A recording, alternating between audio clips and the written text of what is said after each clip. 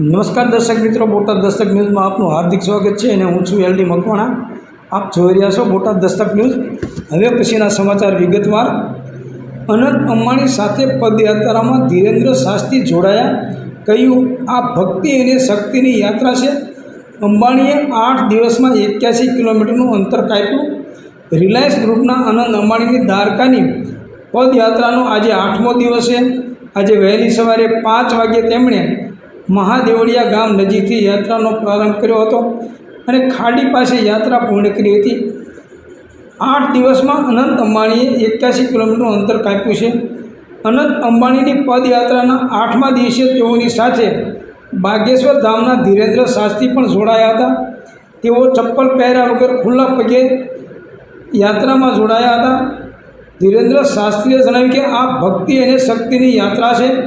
મારા પરમ મિત્ર અનંત અંબાણી દ્વારકાધીશના ચરણોમાં શીશ નમવા જઈ રહ્યા છે. તેઓનું તન નિરોગી છે, મન તંદુરસ્ત છે અને શ્રદ્ધાથી ભરપૂર છે. મારા તો ખાસ મિત્ર છે.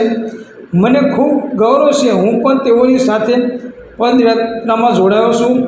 આ પદયાત્રાથી એક સંદેશ આપવા માગું છું કે આપણે જમીનથી જોડાયેલા રહેવું જોઈએ. આપણે ગમે તેટલા મોટા થઈએ જઈએ પણ બિલ્ડિંગ હવામાં ઊભી ન રહી શકે. જમીન પર જ બિલ્ડિંગ ઊભી રહી શકે છે. દ્વારકાધીશ આનંદ અંબાણીની સાથે છે.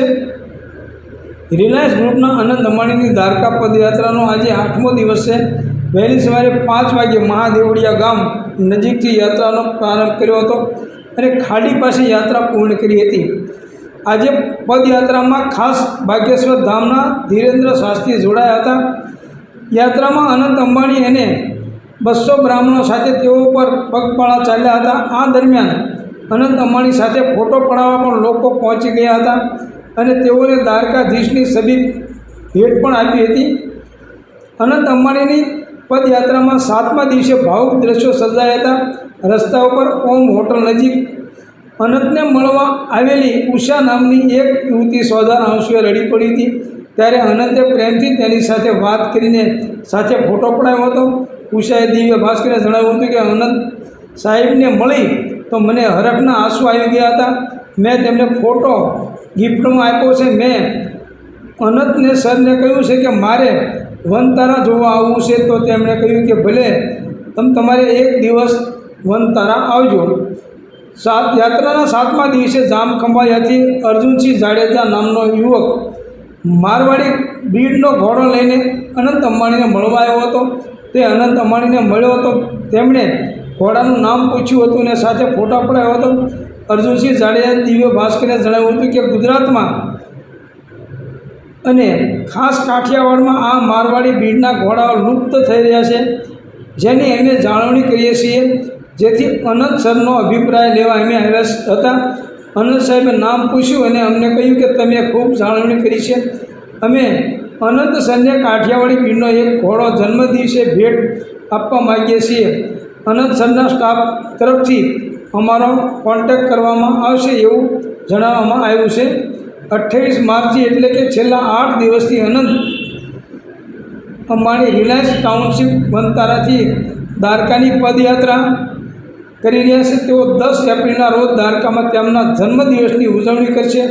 અનંત અંબાણીની પદયાત્રામાં તેમની ઝલક જોવા મોટી સંખ્યામાં લોકો ઉમટી પડે છે અને ફોટો પાઘડી સાથે અન્ય ગિફ્ટ આપે છે. તો અનંત અંબાણી દ્વારા પણ લોકોને રિટર્ન ગિફ્ટ આપવામાં આવે છે.